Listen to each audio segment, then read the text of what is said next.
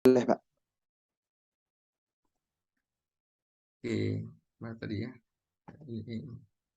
Mana tadi kuliah saya? Ini, barangkali ini. Oke. Nah, sekali lagi, tentu ada lagi yang volume besar juga sama dengan ragam yang kecil, tapi dia akan membentuk pekerjaan berulang atau repetitif.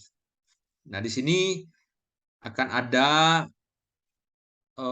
banyak, katakanlah namanya stasiun kerja, seperti industri otomotif, ada 100 stasiun kerja yang mengerjakan, setiap stasiun kerja ada yang dikerjakan di sini, ya, oleh dia Pak, berurut. belum muncul, Aku Pak. sama belum di-share ya, Pak ya?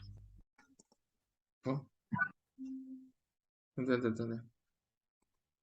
Oh,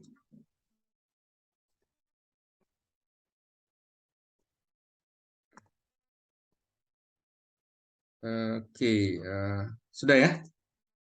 Sudah, Pak. Mana tadi ya? Saya nggak tahu lagi di mana nih. Ada beberapa slide di sini ya. Oh, oh.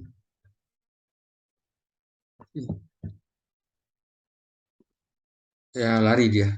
Tidak apa-apa. Oke, sebentar. Mana tadi ya? Hilang lagi. Ya, saya mau pakai ini. Baik ya. Jadi ada apa namanya? Saya ulang sedikit sih ya. Ada yang tadi ada key, ada di sini ada key, volume, aduh, dan ini ada ragam atau P saya sebut ya, P sama dengan ragam atau variasi, ragam atau variasi. Kemudian key adalah volume, volume atau jumlah ya, sume atau bisa jadi jumlah. Ada yang tipe, kita anggap tipe yang pertama dulu yang sangat besar jumlahnya tetapi ragamnya kecil. Ada yang continuous flow, kemudian ada yang saya sebut sebagai repetitive word. Repetitive word terjadi di industri manufaktur seperti mobil, sepeda motor, atau alat elektronik. Artinya nanti dia akan terdiri dari banyak stasiun kerja, katakan begini, yang berurutan, terus sampai katakanlah 100 stasiun kerja, ya, nanti ujung-ujungnya jadi mobil di sini ya, jadi mobil atau jadi sepeda motor, sepeda motor, ya begitu karakteristiknya. Dia dibuat secara mass production. Nah, ini namanya production line, namanya lini produksi, line, membentuk lini, dia lini produksi.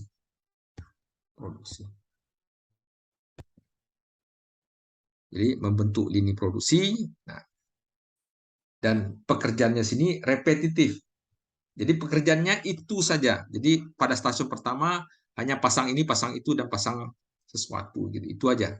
Yang kedua beralih pasang ban, pasang tali rem, pokoknya itu aja. Dengan waktu misalnya ada cycle time-nya katakanlah 5 menit, 5 detik, ya 5 menit katakanlah. Ini cycle time namanya, CT, cycle time.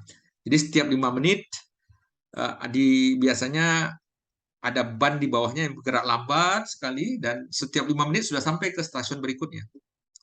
Nah, itu yang disebut repetitive word ya, atau pekerjaan repetitif, pekerjaan berulang. Nah, itu ciri-ciri ini.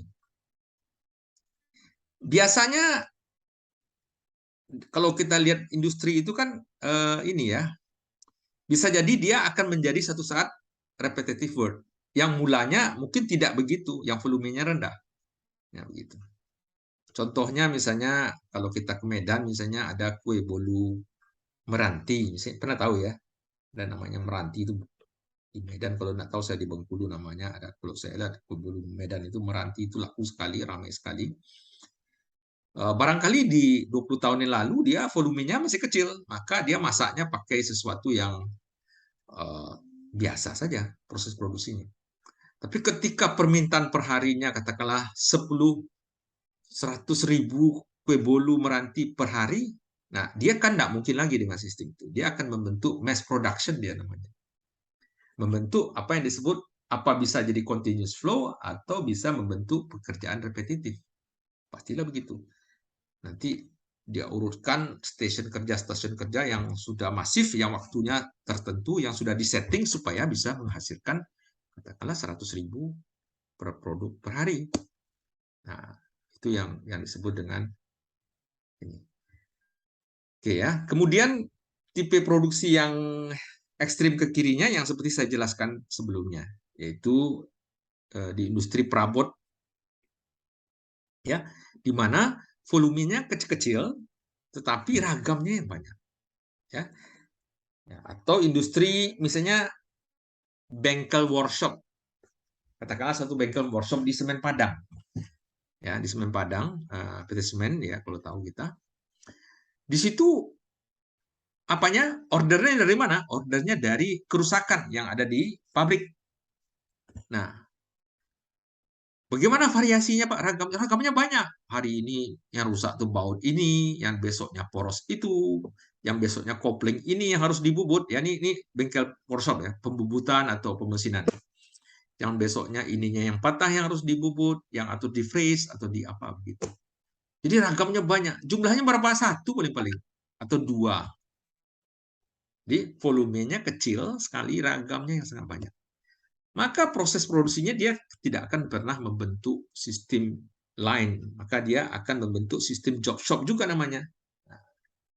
Jadi bagaimana bentuk pabrik job shop itu ada. Ya kira-kira tata letaknya bagaimana ya jelas. Nah, yang di tengah-tengahnya yang medium, ya, jadi yang di sini nih ekstrimnya adalah boleh katakan gambarannya begini kira-kira ya. Jadi jumlah volumenya kecil-kecil tapi ragamnya banyak sekali per hari katakan begitu. Banyak, ragamnya banyak-banyak, tapi volumenya rendah semua. Ini lain ya. Nah, yang di tengahnya adalah yang medium. Barangkali ragamnya ada gitu, medium. Nah, di sini dia. Jadi dia akan membentuk pola yang begitu, medium. Jadi jumlahnya dikatakan volume besar tidak, sedikit, tapi tidak satu dua, mungkin katakanlah 100 atau 200 atau berapa dengan jumlahnya. Maka itu disebut sistemnya nanti adalah batch namanya, batch. Berdasarkan batch ada lot size-nya namanya. Ini kita jumpai pada industri misalnya industri spare part. Spare part itu suku cadang. Ya, suku cadang itu kan dia sekali buat itu lot size-nya untuk 300 suku cadang, ya, suku cadang ini. Jadi dia tidak berfungsi massa karena ya suku cadang ini kan tidak laku terus-menerus, ya. Jadi hanya membuat sekitar lot size saja 300 per bulan atau sekian. Nanti sistem produksinya berbeda. Kalau Anda pernah mendengar mesin-mesin CNC, kalau Anda pernah mendengar mesin-mesin otomatis dan mesin-mesin kerja manual, nah coba kira-kira kita cari tepatnya. Mesin-mesin perkakas yang CNC itu cocoknya yang di mana kira-kira? Di satu, di dua, atau di tiga? Kira-kira dipakai biasanya. Kalian tahu?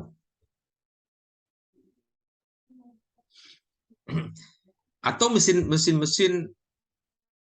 bubut apa manual, yang manual itu juga sering dipakai, yang manual aja tidak ada otomatis ya, tidak ada CNC ya. Kalau ada di mesin kan ini kan semuanya orang mesin ya, walaupun ada yang orang penerbangan paling-paling juga tahu juga tentang mesin atau mesin perkakas. Nah, kalau mesin perkakasnya manual cocoknya yang di tipe mana dia dipakai kira-kira? Ada yang bisa ini Di 2 mungkin, Pak. manual Ya, tipe 2, Pak. P2. Kalau yang CNC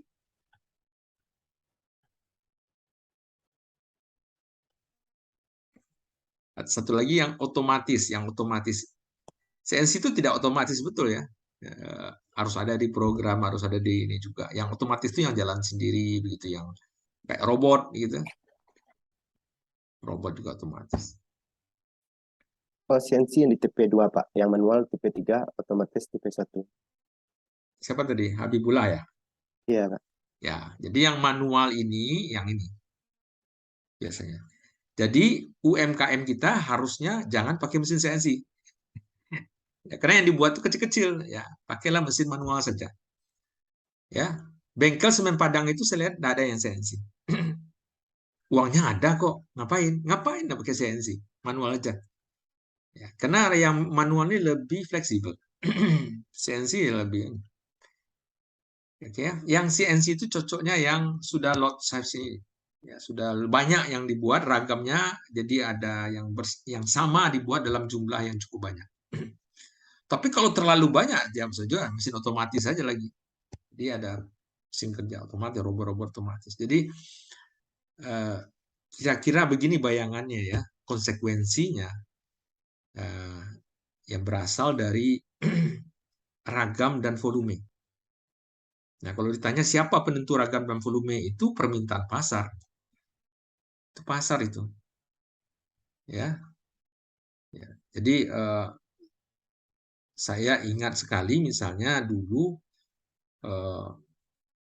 suatu industri pembuat layang-layang di Semarang. Itu pertama yang dibuat tuh dalam volume yang kecil sekali dengan ragam layang-layangnya banyak, ya mungkin masih manual. Ya, kalau main layang-layang tuh ada namanya apa ya? Apa namanya? Yang saya nanti yang silang itu apa namanya? Yang dari bambu itu apa? Kerangka ya apa namanya? Ya, itulah. Hah? Ada bahasanya dulu. Nah, itu dibuat dengan tangan dulu, disaut-saut dengan tangan lah gitu ya, mungkin manual, mempekerjakan banyak orang, kan gitu ya.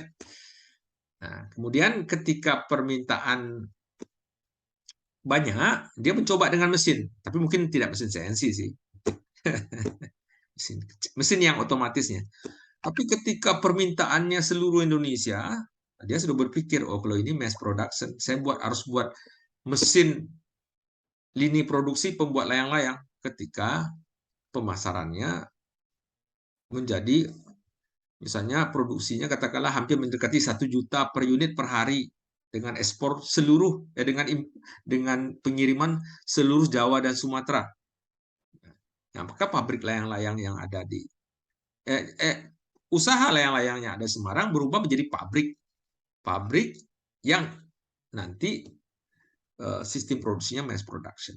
Nah, maka bentuk produksi akan terjadi perubahan. Nah, itu konsekuensi logik dari produksi tersebut ya. Kira-kira begitu. Ini cukup ini ya. Nah, ini agak terlambat saya ini. Sebenarnya ini sudah belum masuk yang ketiga atau keempat, ini baru masuk bab kedua. Jadi kita masuk, sekarang kita tinggalkan yang tadi, kita masuk bab baru, yaitu product life cycle ya. Kita pakai yang ini aja lah, mungkin ini aja lah, yang ini lebih bagus. Nah, di dalam kuliah lama ini pertemuan kedua saya buat ya. Tapi kita sudah pertemuan berapa nih? Ketiga ya. Terlambat sedikit ya. Jadi tahapan pertama itu adalah tahapan pengenalan saja. Yang berikutnya adalah tahapan ini ya. Bagaimana kita melihat proses produksi itu mulai dari lahir dia sampai dia mati atau meninggal, kira-kira begitu. Jadi apa aja aktivitas yang terjadi pada sesuatu produk lah.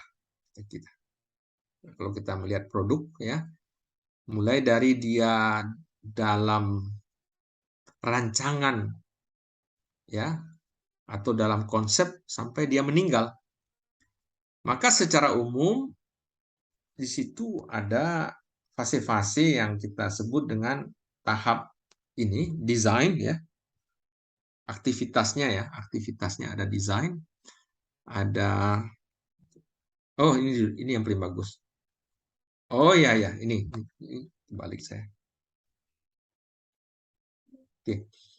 Beberapa aktivitas rekayasa ya, saya sebut beberapa aktivitas rekayasa atau engineering dalam siklus hidup produk. Jadi intinya kita berbicara mengenai produk. Nah, aktivitasnya apa saja?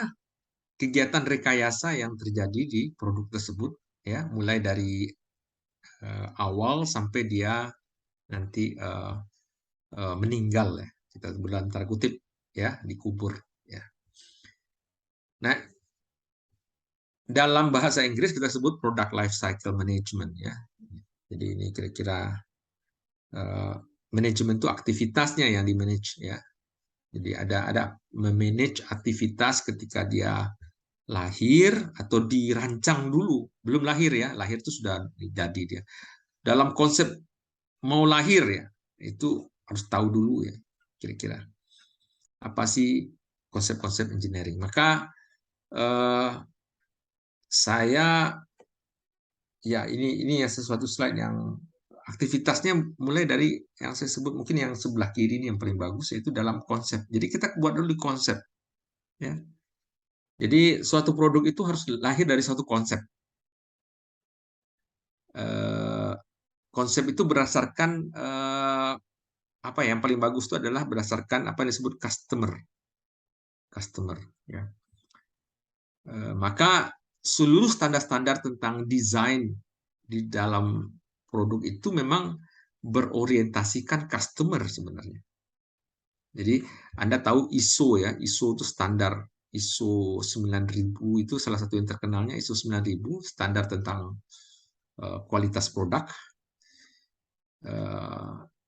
Itu selalu, kalau Anda lihat filosofi dasar dari standar-standar itu adalah bagaimana produk ini jadinya berguna jadi bagi pelanggan. Jadi kalau Anda dimisalkan produk Anda tuh diciptakan itu sebenarnya sebelum Anda lahir itu sebenarnya harus ada konsep yang mengatakan bahwa Anda tuh berguna bagi orang lain sebenarnya, konsep dasarnya. Kalau produk tuh memang ikonnya adalah namanya, ada yang tahu, ya, customer satisfaction namanya.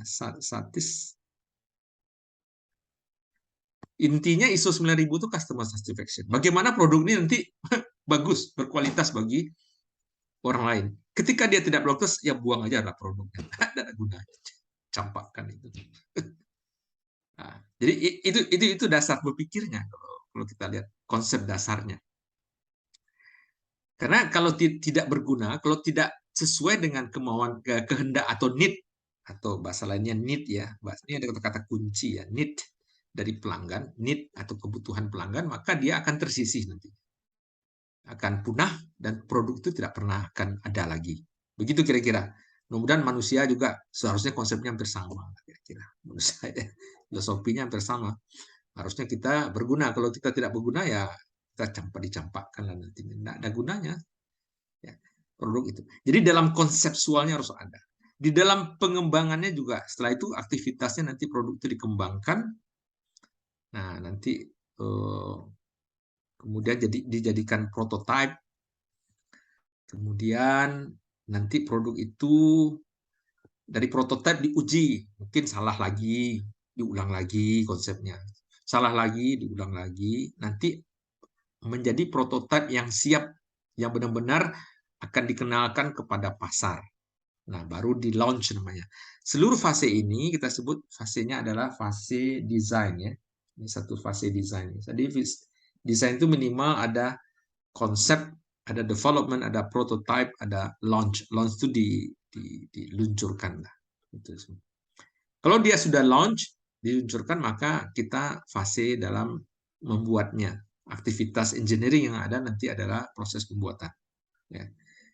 Nah, di pembuatan inilah nanti yang terbesar cost, seperti hitungan tadi, ada hitungan cost tadi, ya, unit cost itu bertemu. Jadi di manufacturing ini terjadi seluruh sumber daya itu dipadukan. Ya, apakah mesin-mesinnya, apakah manusianya, apa teknologinya, apa materialnya, dipadukan untuk menghasilkan sebuah produk. Nah, di sini terjadi ya, seluruh sumber daya menjadi produk tersebut. Ini manufacturing di sini. Oke, ya. Kemudian fase berikutnya adalah distribusi. Ya, distribusi. Ini penting juga distribusi, karena eh, yang memakai itu konsumen. Konsumen itu kan tersebar dan produsennya di satu tempat. Jadi ada pola distribusi. Nah, pola distribusi ini yang juga menjadi apa ya? Menjadi ya penting juga ya. Menjadi ongkos juga, menjadi perhitungan dalam perhitungan tertentu nanti distribusi ini tetap ada distribution. Kemudian setelah distribution nanti ada macam-macam di sini. Distribusi ini sebenarnya cukup banyak ya. Ada marketing ya, ada sales, ada transportation, ada storage namanya, ada inventory namanya. Itu cukup banyak di sini nanti. Ada macam-macam masalah engineering yang timbul ya dalam proses distribusi. Nah, ketika produk itu kemudian sampai ke tahap ini pengguna, nah, maka produk itu digunakan. Nah, di sini aktivitas engineering adalah ini maintenance ya, maintenance, perawatan, service, dan ya itu perawatan dan service yang paling banyak ya, service di sini. Jadi itu aktivitas engineering yang ada ya, service salah satunya di sini. Kemudian setelah dia dipakai katakanlah melebihi umur produktifnya, maka dia memasuki masa pensiun atau masa berakhirnya, masa meninggal lah ya. Seperti manusia, umur produktifnya ada yang 60 tahun, 70 tahun, 80 tahun, nah, masa meninggal. Nah, masuk fase end of life namanya, end of life. Nah, end of life ini macam-macam juga proses rekayasa yang bisa kita lakukan. Mungkin kita sebut namanya bisa 5 atau 6 R boleh ya. Semua yang berawalan R. Dalam arti R itu adalah re semua. Ya. Reuse, digunakan kembali. Bisa jadi sebelum meninggal dia digunakan lagi. Ya. Terus dimanufaktur lagi, remanufacturing namanya. Atau misalnya ada istilahnya refurbishment namanya. Nah, mungkin ada istilah baru bagi Anda ya, refurbishment. Atau dikondisikan lagi ya, recondition namanya. Ada banyak sekali istilahnya. Ada yang sudah meninggal dipakai lagi dia materialnya, namanya recycle, didaur namanya. Recycle. Ini di contohnya. Ini salah satu contoh recycle. Kalau recycle itu sudah meninggal dia. Kalau reuse belum meninggal dia itu, masih gaib tapi dipakai lagi, masih ada organ-organnya. Misalnya gini lah ya, manusia misalnya sebelum meninggal matanya dipakai lagi untuk mata orang lain gitu kan. Ya itu kalau di mobil ada ya, matanya atau jantungnya dipakai gitu ya. Ya itu namanya reuse. Ada yang remanufacturing. Ya, macam-macam. Nah, kalau recycle udah mati dia, nah, sudah tidak dipakai lagi. Jadi materialnya yang didaur menjadi material lain. Contohnya panci-panci yang sudah rusak diambil sama pedagang, dijadikan dilebur lagi, dijadikan yang baru gitu ya. Misalnya plastik-plastik dilebur jadi apa ya? Jadi yang baru, jadi yang satu material baru itu recycle. Nah, itulah aktivitas engineering yang ada dari produk, mulai dari dia direncanakan untuk lahir, dikonsep, sampai dia meninggal, sampai dia habis umurnya. Dan itu setiap itu ada disiplin ilmunya. Ada disiplin ilmunya. Ketika desain itu ada disiplin ilmunya. Manufacture ada disiplin ilmunya. Distribution ada disiplin. Kalau Anda pernah dengar supply chain management, ilmu logistik, itu keahlian yang diperlukan sekarang ini, zaman sekarang ini. Itu di distribusi dia sebenarnya, di fase distribution engineering-nya. Ya. Jadi ada insinyur bidang sales service atau service engineering, yaitu di fase pemakaian atau fase use ini. Nah, jadi spektrumnya luas sekali. Kalau kita lihat suatu produk, nah mau di mana kita masuk seperti ini. Nah, okay. Nah, dari yang luas tersebut, ini ya juga sama ya.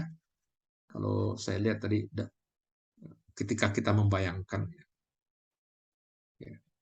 ya, terus kita definisikan, kita realisasi, kita gunakan, dan sudah retire ini pensiun, nah.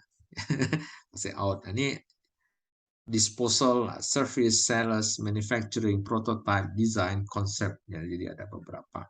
Nah, yang bersamalah nih dari PowerPoint lain.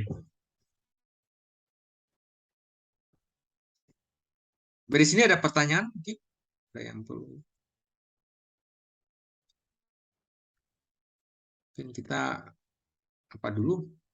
Istirahat dulu. Mungkin sudah. Kalau saya bicara terus ini jadi haus jadi. Oke, berarti lama sekali saya. Nah, sekarang saya mau tahap desain saja. Saya mau cepat saja. Terlalu lama saya bercerita. Jadi bosan jadi. Tahap desain ada 4 tahap tadi ya. Desain, development. Jadi namanya R&D ya. Itu research and development. Jadi di desain ini di research dan di development itu fase R&D namanya kalau bahasa-bahasa asingnya ya, research and design.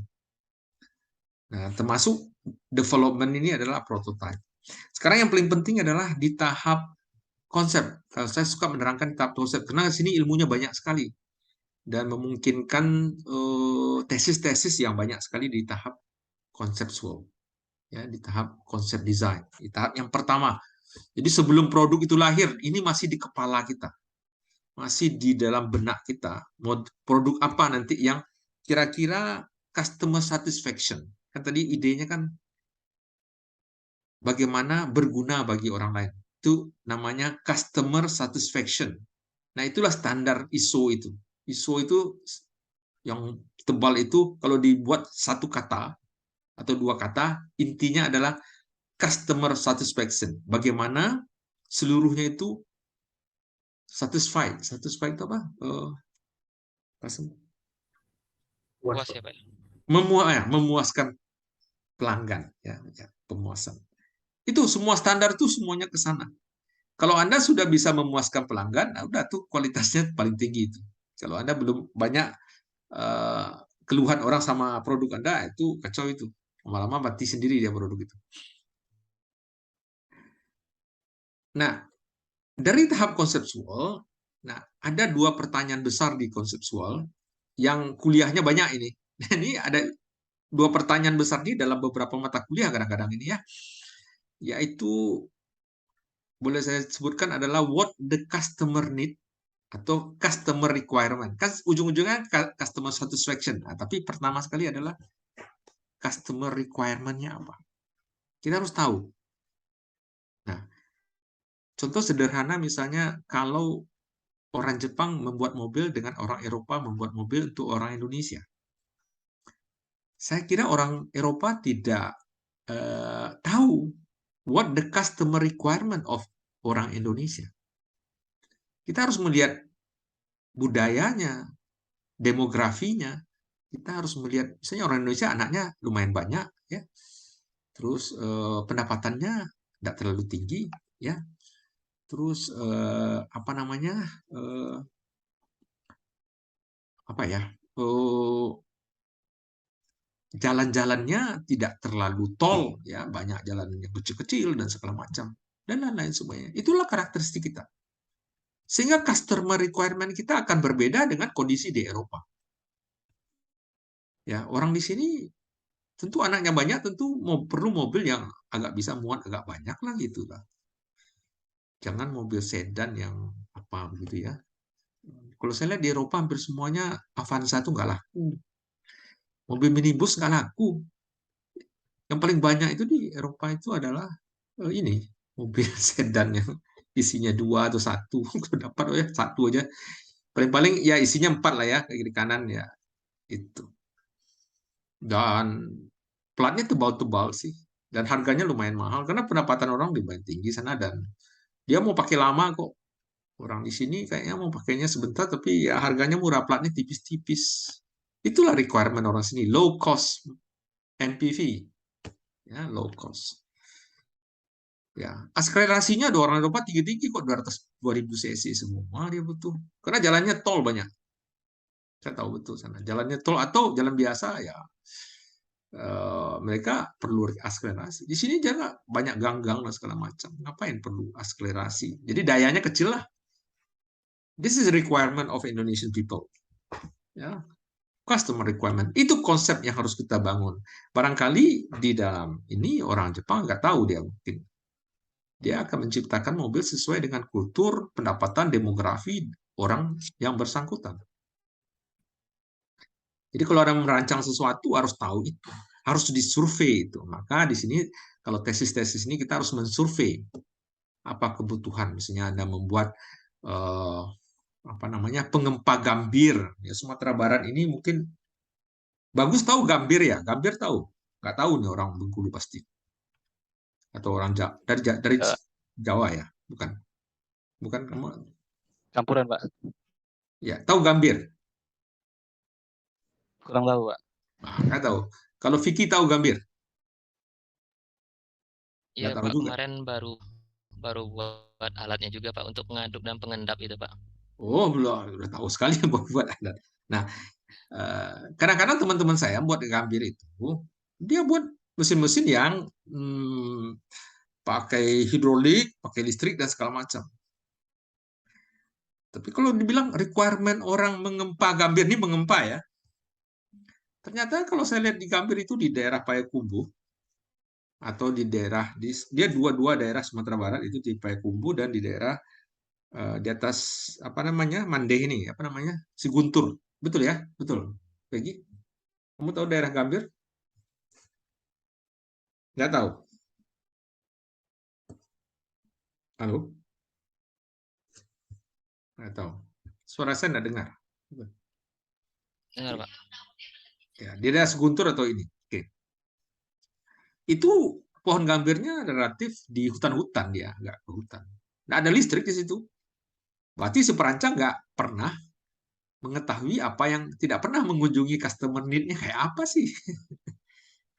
Jadi agak di hutan-hutan. Jadi kalau Anda merancang alat pengempa gambir yang pakai listrik, ya nggak dipakai mereka. This is not, itu secara customer satisfaction nggak ada itu, nggak satisfied mereka. Mereka butuh alat pengempa gambir yang tidak pakai listrik sebenarnya kebanyakan. Kecuali dia sudah di industri pengolahan kedua, itu mungkin boleh. Pengolahan pertama di ininya di kampung di apa di hutan-hutannya itu agak di hutan ya, agak di dalam di pedalaman begitu. Mereka nggak butuh listrik. Nah, sama kondisinya. Jadi pertama kita harus tahu what customer requirement. Nah, dia ada macam-macam mata kuliah yang bisa mengungkapkan lebih besar, masih banyak tentang what the customer requirement. Apakah harganya, harga coraknya, kapasitas, apakah harus manual atau matematis seperti gambir tadi. Barangkali dia butuh manual. Tetapi manual yang dibantu dengan alat bantu sehingga mungkin beban dia berkurang. Jadi manual pakai konsep-konsep tertentu, konsep apalah ya, konsep ini, sehingga dia jadi lebih memudahkan bagi mereka. Ya. Akselerasi atau portable, mudah dibawa ini kan portable. Nah, barangkali dia butuh sesuatu yang mudah dibawa juga. Kita rancanglah sesuatu yang mudah dibawa. Mungkin dia sekali dia di lokasi ini, sekali dia lokasi ini, sehingga dia harus easy to handle. Nah, bagaimana Anda membuat konsep-konsep begitu? Nah, itu. Nah, itulah aktivitas engineering sebenarnya. Dari kuliah kita kan manajemen rekayasa engineering-nya. Itulah aktivitas engineering. Dari situlah kita baru bisa menentukan yang kedua, desain karakteristik. Jadi yang berhubungan dengan customer requirement tadi. Contoh misalnya, kalau kapasitasnya besar, maka jenis kendaraannya berapa tempat duduk, kapasitas ini ruangnya berapa. Kalau kita berbicara mengenai daya akselerasi, karena di Indonesia jalannya kecil-kecil, tidak membutuhkan seperti jalan tol, akselerasinya tidak besar, maka desain karakteristiknya apa? Tentu horsepower dari engine-nya. Ya, horsepower terkait dengan horsepower dari engine-nya. Kalau kita bicara misalnya penduduk Indonesia yang tidak terlalu kaya, dengan penghasilan yang menengah, dengan rata-rata sekian, tentu kemampuan belinya rendah. Maka harga mobil yang dibutuhkan murah. Maka apa yang berhubungan dengan desain karakteristik yang murah? Misalnya salah satunya platnya nggak mungkin tebal. Kalau plat tebal itu mahal, maka platnya barangkali tipis. Maka dia akan mereduce cost. Karakteristiknya platnya ditipisin. Kalau tadi digambar tadi misalnya dia di pedalaman dan harus mudah di handling, maka karakteristiknya apa? Jangan pakai listrik. Dibuat konsep hidrolik yang bisa memudahkan tenaga. Macam-macam itu hidrolik yang bisa pakai itu ya, pakai manual tapi bisa menghemat tenaga. Dan buat sebuah desain mungkin pakai roda atau pakai apalah yang bisa dia dipanggul atau dibawa ke tempat satu ke tempat yang lain. Nah, bentuk desainnya seperti itu. Itulah yang disebut desain karakteristik. Jadi ada penambahan roda, ada perhitungan kapasitas, platnya tipis, itu desain karakteristik. Bukan customer requirement. Yang requirement tadi murah, capacity, akselerasi, itu requirement. Nah, inilah di tahap konsep yang penting ya. Jadi ada beberapa banyak sekali ya. Ini saya contohkan 3 tool yang bisa dipakai untuk ini, dan itu menjadi tugas akhir dari KFD, Kano, Tritz. Banyak. Salah satu alat untuk yang digunakan.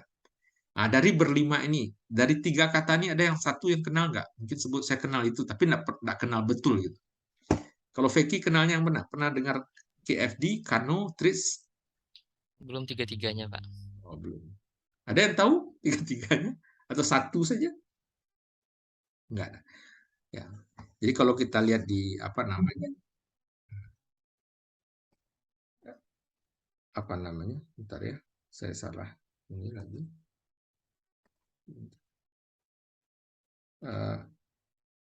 Pertahankan. Sebentar, kalau saya lihat,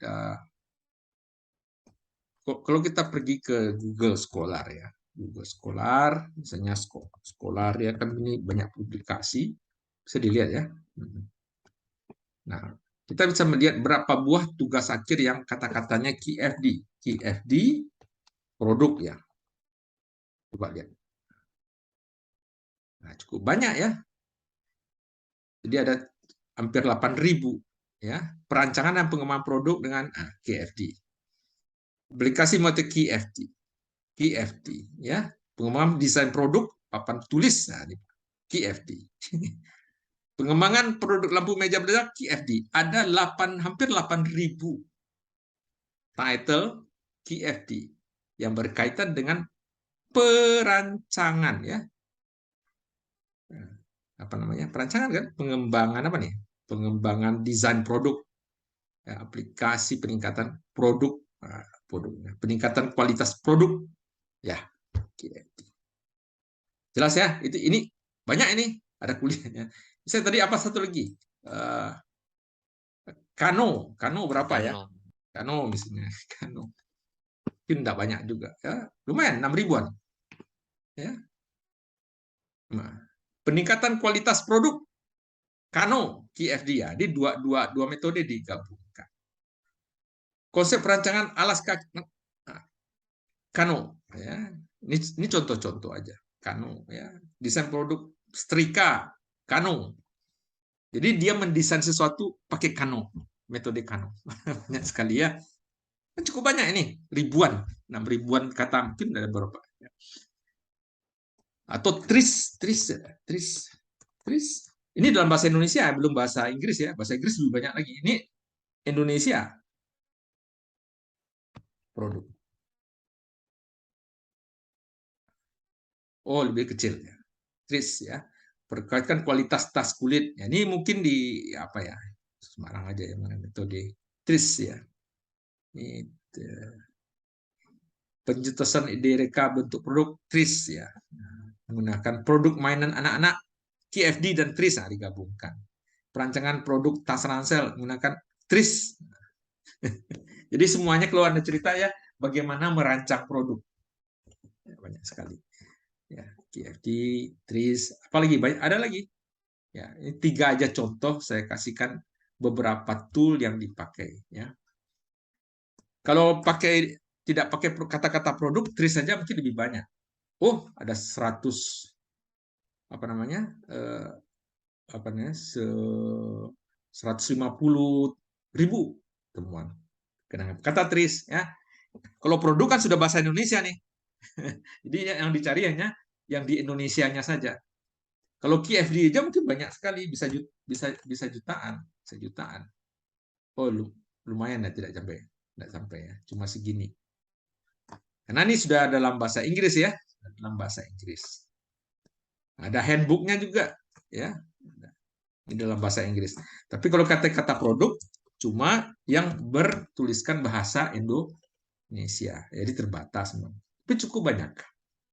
Nah, ini hanya memberikan ilustrasi sama Anda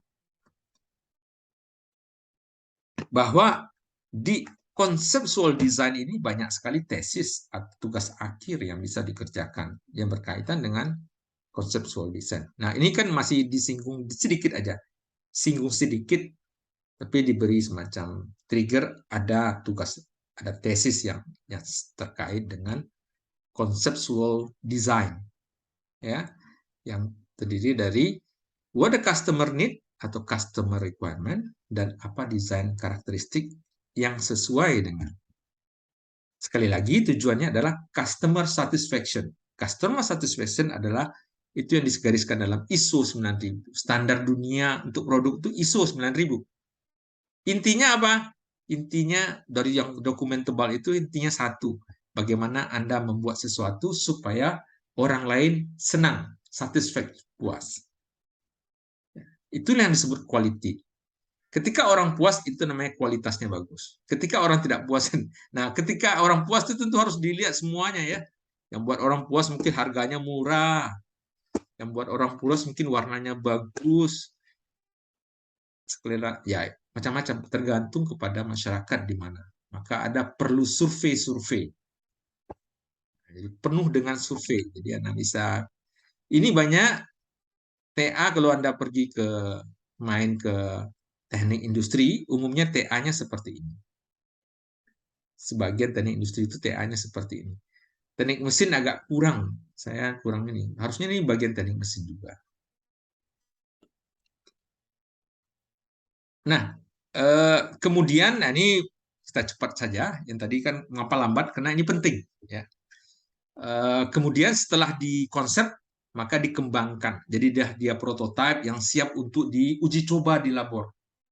Jadi di laboratorium. Jadi kalau Anda TA dulu di S1 membuat produk, jangan sekali-sekali buat produk ini, prototipe untuk produk. Jadi Anda membuat prototipe sebenarnya. Karena kalau produk esensinya memang dipakai sebenarnya lebih baik.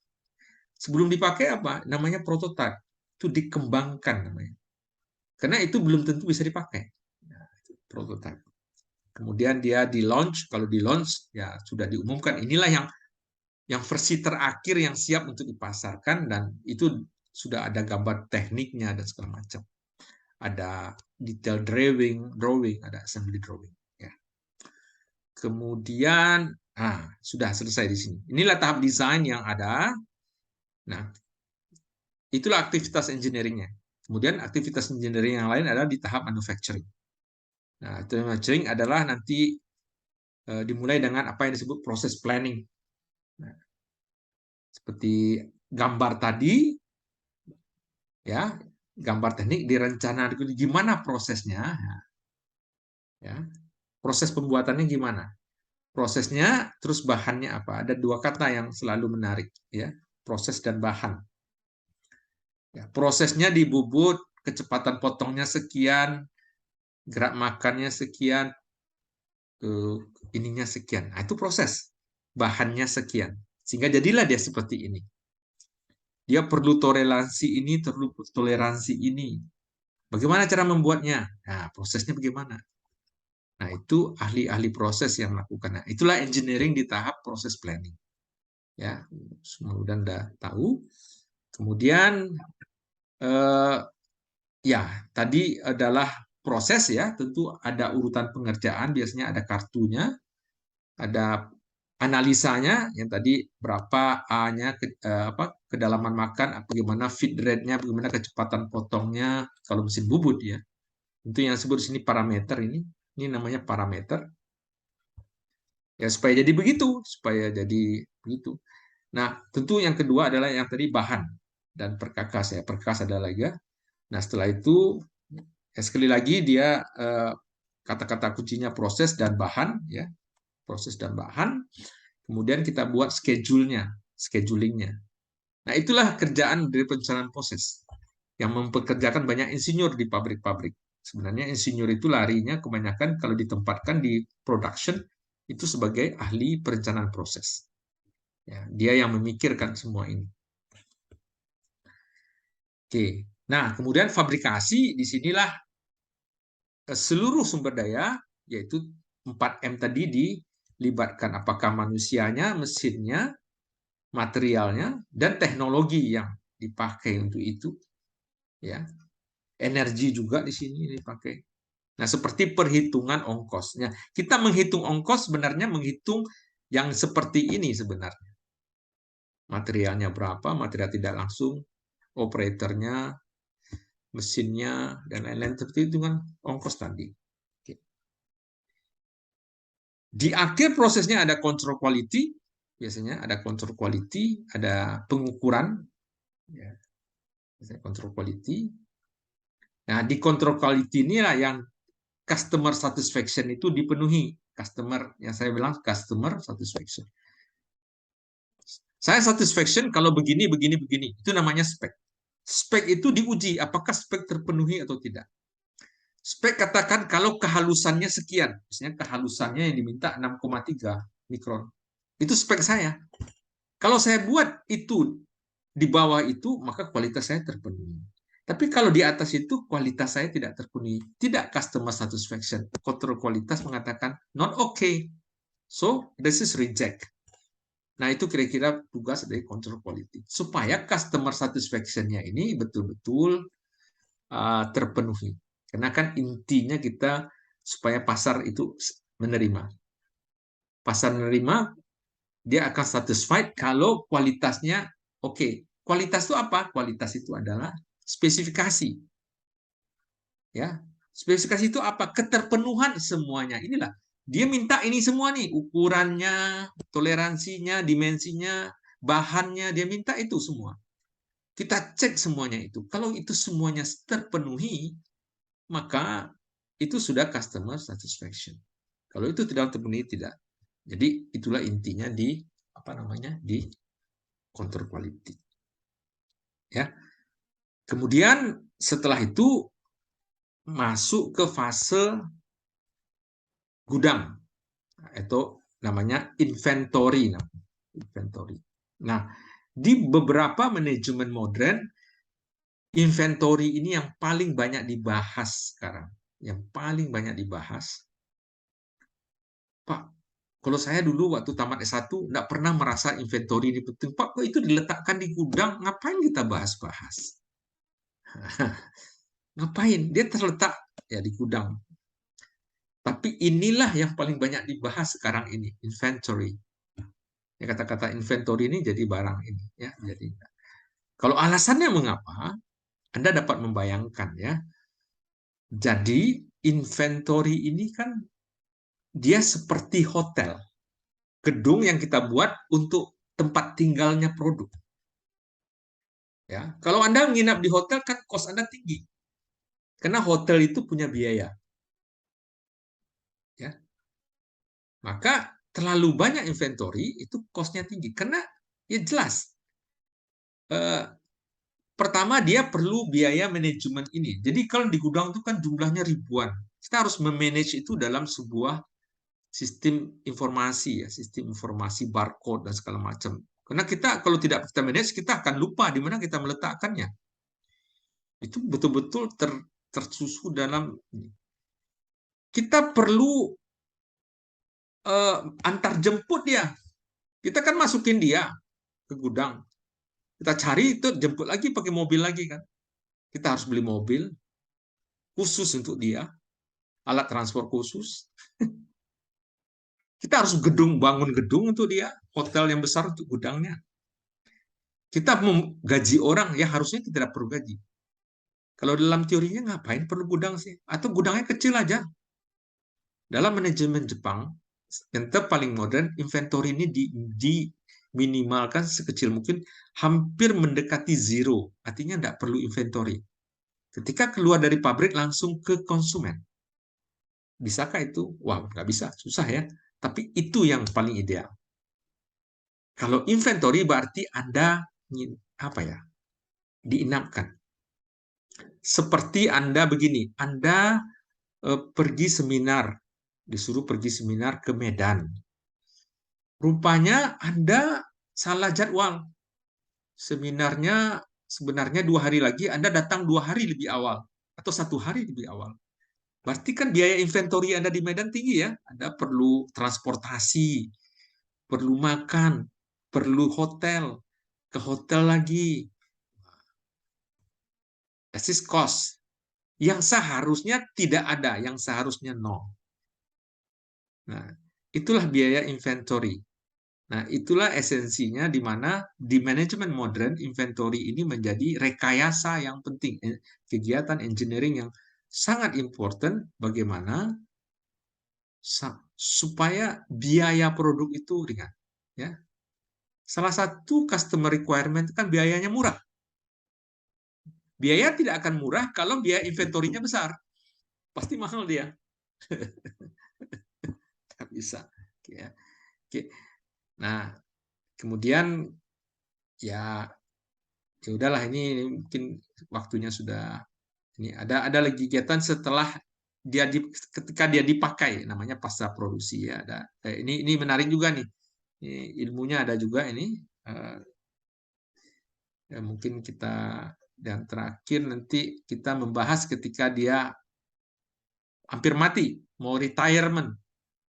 Nah, ada macam-macam istilah namanya nanti kita sebut dengan apa namanya? Ada beberapa istilah ya, recycle, reuse, remanufacturing namanya nanti ya. Mungkin 2 bagian ini kita tinggalkan ya untuk minggu depan. Sebelum saya akhiri, ada yang mau bertanya?